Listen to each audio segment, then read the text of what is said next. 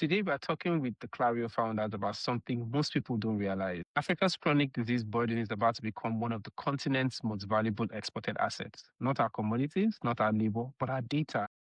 Shiraz and Ali, it is great to have you today and talk to you about your motivations for building Clario. Actually, let's start with Shiraz. You actually have a very interesting story that I like to always tell when I talk about the mission that you have at Clario.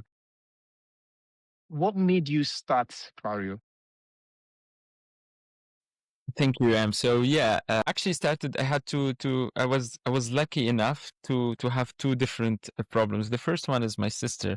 She was having epilepsy, and we never managed to understand why she's having seizures. Turned out that the entire healthcare system didn't have access to this data. So I had to think, okay, I should be able to understand the why she's having seizures. So let me try to collect my sister's data in a very simple way and share these data with the doctor, and let's see the impact I can build. So it's always family that brings these kind of ideas. So actually, it started like that. The second thing is because I was lucky enough that I was coming from outside of the healthcare system, so I was not conditioned to accept the limits everyone else has normalized.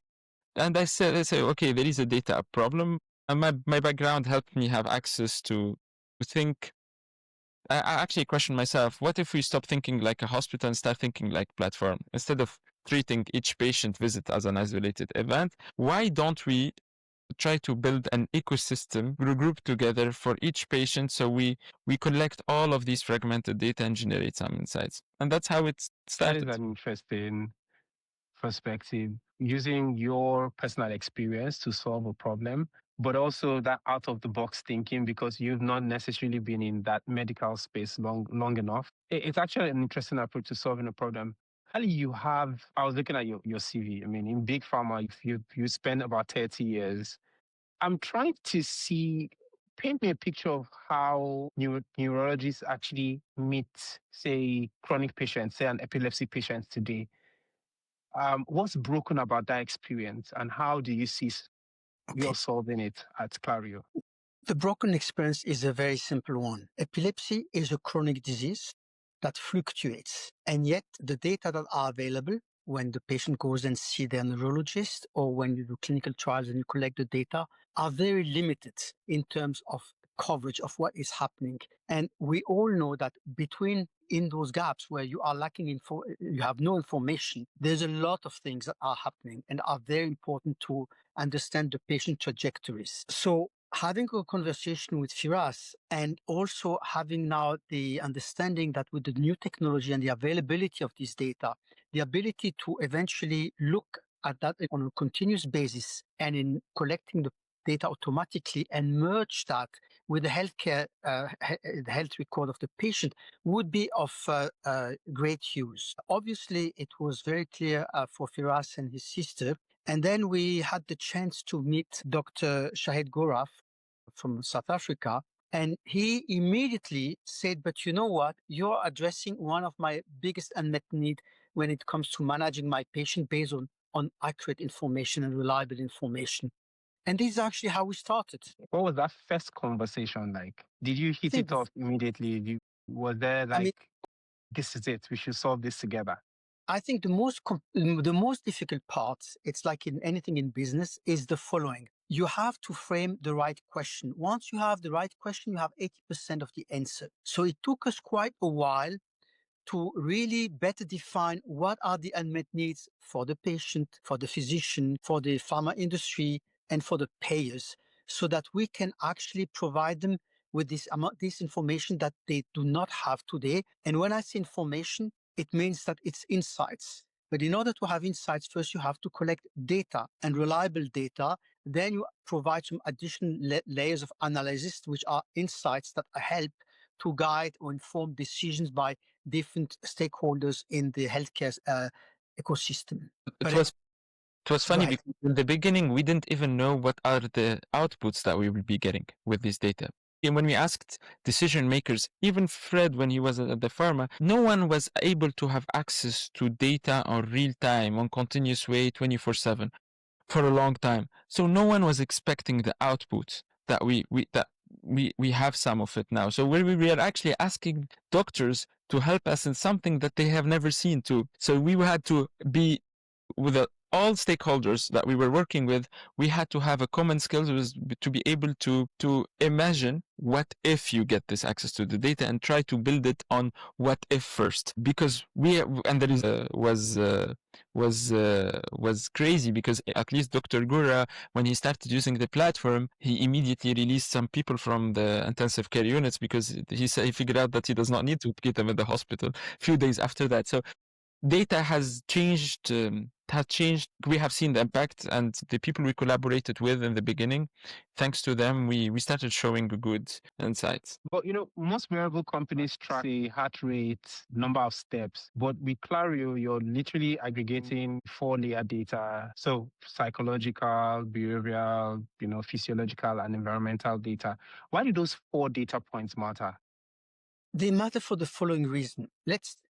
Chronic disease tend to have their own temporal patterns, with crisis and being better. So the first thing is to identify whether they are cluster or, temporal patterns. The second thing is basically to understand what are the risk factors. Some risk factors are modifiable, some are not. For example, modifiable is alcohol intake, if it has an impact. No, that's something that you cannot modify would be, I don't know, the change of temperature, unless you go into an air-conditioned place. These informations were never taken into account, or very rarely taken into account, because they were not available. Yet there are a number of studies that are showing that there is an impact. For example, the change in the daylight duration has an impact on the risk of seizures, but it was easy to show it with the people living in the extreme north, because you have, half of the year only the night and half of the year only the day. So you could really measure that. But when you have less or more subtle changes, it's more difficult to notice that. So what we are also doing, we are, I would say, agnostic in the sense that we are not saying this is the only factor. We are trying to look at all the factors, having a holistic view on the patient, himself or herself, and his or her environment, and then extract what are actually the parameters that are significantly impacting the disease and the trajectory course. So it's very different, because traditionally, this was the tradition. You had an hypothesis based on biological assumption, etc. You were testing it and see whether it was working or not. Now we are just saying, you know what, let's be agnostic. We collect the data and we see which are the ones are giving you a good predictivity. And we might or might not come with things that are extremely new or unusual. But so that's the difference between being hypothesis driven and those modern methods with AI and machine learning, where you're actually looking at correlations. One of the things that excite me about Clario and the team is that there is validation, real numbers, real people that have been impacted by what you've been building.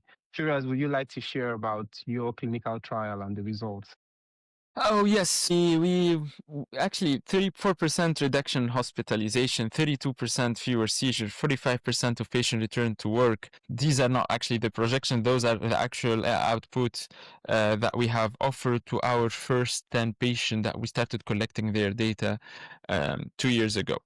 We started with 10, and I'm very proud those 2 people that are still providing us with their data today.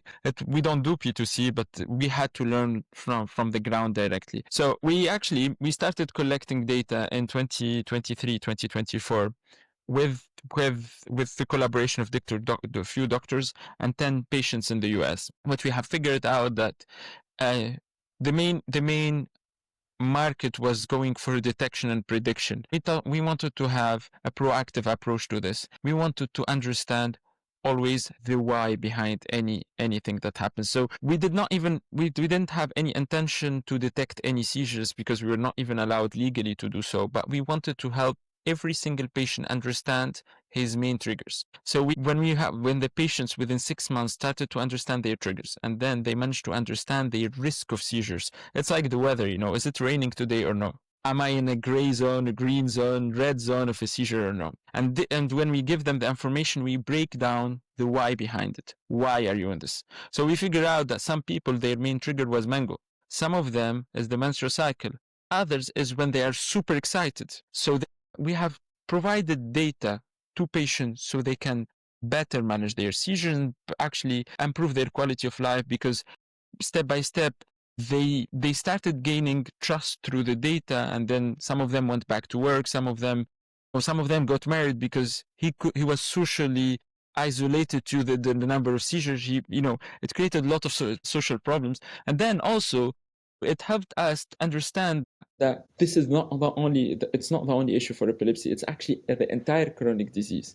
The data we are providing can help many people have access to a better quality of life just through the data. The second thing is when we started deploying these data over the trial with doctors. I would like always to mention Dr. Gura, because thanks to him we were reaching this level of maturity. Is doctors managed to understand patterns that they were missing for specific patient, that some patients were epileptic for 30 years. The doctors did not have access or to some answers to their seizures only when they started having access to the data. We have seen people with less hospitalization. We have seen people that became seizure free after 1 year. We have seen people, I think over 18% of the patients managed to get a reduction in the drug that they're like the medication they are taking. Doctor managed to optimize the prescription, so they're prescribed less drug. They're having less cognitive issues to because they're having lower dosage. So basically, overall, the famous number we had in our first study is that these patients over 1 year, they double their score of quality of life from 3.1 to 6.2 over 12 months. That's actually from Ali Frederic can better explain this, but in the pharma clinical trial, that's a $1 billion. Yes, because you see, when you have changes, now I step back and I take, a more, a step back, I take a more broader view. You have a change, you are moving from 3 to 4. So the first question, so that's one. Then you might say, okay, is it statistically significant? But more importantly, is this change clinically relevant? Because we know with the scale that we're using that the amount of change that we have seen really translate into a clinically significant benefit. Because at the end of the day, we are here to serve one single thing for one person first, the patient. Because at the end of the day, the whole healthcare system evolved around the patient. So if we are able to better serve the patient and help those who are managing or co-managing with him his disease and empower them, it's really, providing a big change in their lives. One question that I had for you both when we initially looked at your company was, is there a limit to the type of wearable device the end user would have? Because again, if you look at Africa as, let's say, a primary market, majority of the continent and even the world, the emerging markets cannot afford the high-end wearables like the Apple Watches and the Garmin and the likes. Let me give you a reverse answer. You know why we selected also Africa? Because if you look at Africa, it's a continent where the penetration of electronic transactions is very high. But I will leave that to Firas to provide a full detail. Please go ahead.